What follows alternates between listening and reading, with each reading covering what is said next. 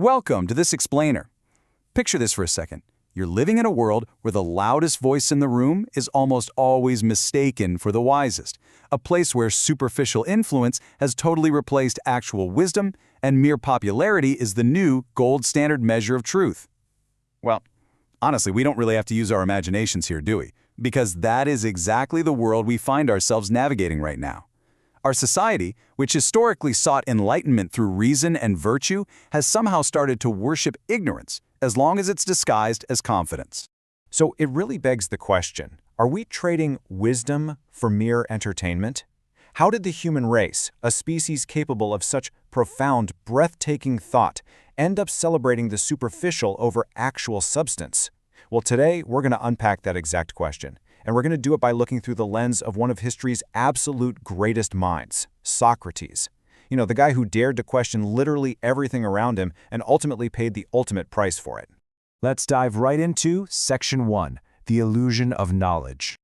We're going to let Socrates be our guide today as we trace the roots of this cultural decay. He actually saw the seeds of this problem way back in the ancient world, warning everyone that the greatest danger is not ignorance itself, but the illusion of knowledge.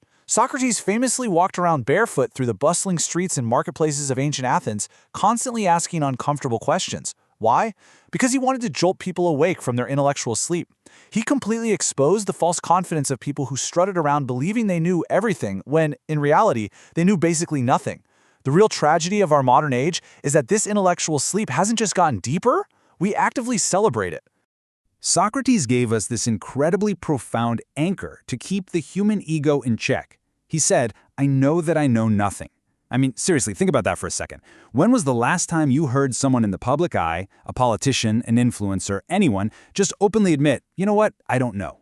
In Socrates' time, that kind of humility was recognized as a massive sign of deep intelligence. Today, it's practically treated as a weakness. We're constantly taught to speak louder, not to think deeper, and we feel pressured to have an instant, ironclad opinion on absolutely everything. And that brings us to a huge, totally flawed modern assumption that visibility somehow equals value. We've essentially built a civilization that confuses how many eyeballs are on you with how important you must be. It doesn't even matter if your words have any depth or truth to them. Let's be real, we often treat viral dance trends or screaming matches on TV with way more reverence than we give to actual expertise. We reward the entertainers, the influencers, and the provocateurs who feed off our attention rather than our logic. We just gravitate toward the spectacle, choosing easy, simplistic emotions over complex, messy realities. All right, moving on to Section 2, sophists and modern influencers. It is absolutely fascinating to compare the historical forces of manipulation that Socrates was fighting against with the digital landscape we scroll through today. History mirrors the present perfectly here. Back then, you had the ancient sophists. These were the so-called wise men of Athens who used incredibly clever rhetoric to manipulate people, charging huge fees to teach the art of persuasion instead of the pursuit of truth. And look at our modern equivalents. Today's media figures, digital influencers, and certain politicians operate on the exact same wavelength. Instead of the town square, they use algorithms and emotional outrage, selling our attention instead of actual ideas. They thrive the exact same way, by exploiting our blind spots and feeding our egos. The ancient Greeks actually had a very specific word for this type of cultural arrogance: hubris. Basically, it's the arrogance of thinking we somehow know better than wisdom itself. When a society collectively decides that 24/7 entertainment is its new philosophy and simple pleasure is its new truth, hubris has completely taken the wheel. And as the source material points out, history proves time and time again that collective hubris always ends the exact same way, with collapse. Take a look at this incredibly powerful quote from Friedrich Nietzsche: "Madness in individuals is rare, but in groups it is the rule." This just perfectly describes the collective madness Socrates saw brewing when people just stopped thinking for themselves. Today, that madness is cranked up to an 11 inside our social media echo chambers. When the crowd becomes the ultimate, final judge of what is true, wisdom just quietly slips out the back door. It gets replaced by consensus, convenience, and comforting little lies. Let's explore this further in Section 3, the chariot of the soul. To really grasp how much control we've lost in the digital age, you have to hear this brilliant psychological metaphor from Plato and Socrates. They compared the human soul to a charioteer desperately trying to guide two horses. The charioteer, that represents our reason. The noble horse represents our discipline and self-control. But then you have the wild horse, which represents our unbridled desires. Today, our addictive technology, those relentless algorithms, our constant craving for instant gratification, that is the wild horse dragging our chariot right into the ditch. And meanwhile, our inner charioteer, our rational mind, has completely fallen asleep at the reins. Because our rational mind is snoozing, we fall right into what's called the illusion of choice. The famous psychologist Erich Fromm warned that modern humans run a very serious risk of becoming automata, basically, people who look totally free on the outside, but are completely empty on the inside. We look at our endless options of brands, opinions, and unlimited feeds, and we mistakenly call that freedom. But Socrates would probably tap us on the shoulder and ask, if you cannot even control your own mind, are you actually free? So let's do a quick Socratic exercise. I want you to pause and ask yourself, are you truly thinking or are you merely reacting? Because what passes for deep thought in our culture is usually just the echo of somebody else's opinion. We consume ideas the exact same way we consume fast food. We eat it quickly, it's highly emotional, and it usually leaves us feeling pretty sick afterward. And a mind that only feeds on the junk food of pure spectacle gets weak, losing the ability to tell the difference between real knowledge and a comfortable illusion. Okay, so what's the fix? That's section 4, the cure for ignorance. If the disease of our modern society is this frantic, distracted sleepwalk, what is the philosophical cure? Well, before we can take the medicine, we have to admit why we've been avoiding it.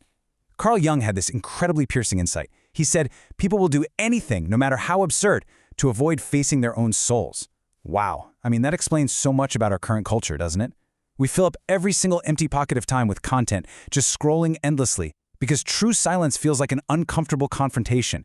We'd honestly rather drown in a sea of distraction than swim in the quiet, awkward waters of self-reflection. But Socrates believed the actual cure was a beautiful concept called arete.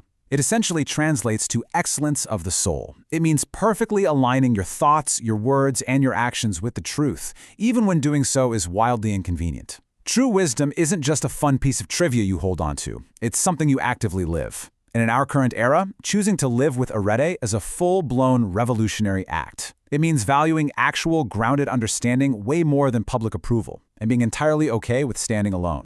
So how do we put this into practice every day? Think of the Socratic antidote as a 4-step process. First, acknowledge your own ignorance. Second, cultivate a habit of honest inquiry. Third, engage in dialectic dialogue. And fourth, embrace humility over your ego. Remember, Socrates didn't talk to people just to win a debate and get a dopamine hit in an echo chamber. He asked questions to systematically peel back the layers of illusion. Just imagine if we brought that kind of energy back to our media, our politics, and just our regular daily conversations. Let's bring it all home in section 5, Awakening the Modern Mind. How do we actually rebel against the deafening noise of the modern world and take our inner power back?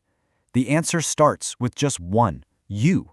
Look, you can't snap your fingers and change an entire culture overnight, but the true revolution of consciousness doesn't start with a protest in the streets anyway. It starts with one single individual choosing deep reflection over cheap outrage and hard truth over easy convenience. It happens the exact second you decide to listen to your own inner voice of reason rather than outsourcing your brain to the crowd. So here is your actionable game plan to awaken your mind. Step 1.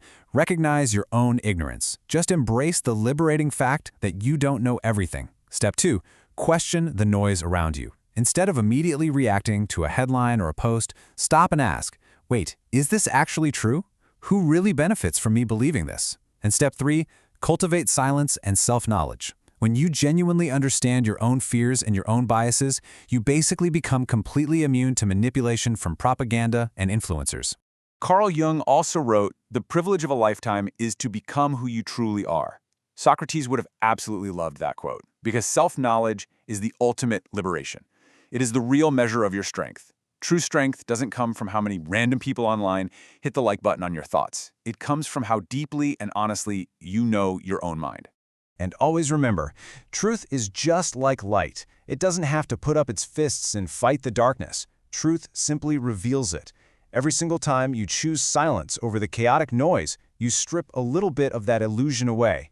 And when enough individual minds finally start questioning the narratives being spoon-fed to them, the whole collective illusion just naturally collapses on its own. So as we wrap up this explainer, I want to leave you with one final deeply Socratic thought to chew on today. Take a real, honest look at your life, your daily habits, and the state of your mind, and ask yourself, are you living awake or are you still fast asleep among the dreamers?